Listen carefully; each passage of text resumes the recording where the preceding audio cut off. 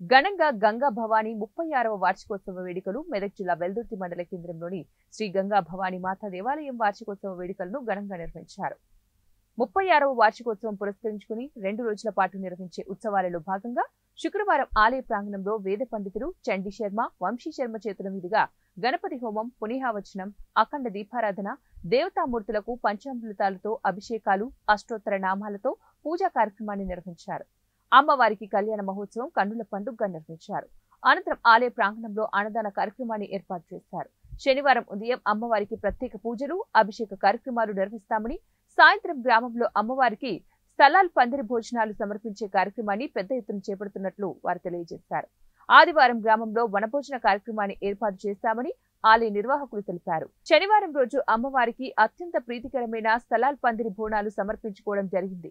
ఈ కార్యక్రమానికి ముఖ్య అతిథిగా టీపీసీసీ రాష్ట్ర ప్రధాన కార్యదర్శి నర్సాపురం నియోజకవర్గ ఇన్ఛార్జ్ ఆవుల రాజిరెడ్డి అమ్మవారికి ప్రత్యేక పూజలు చేశారు.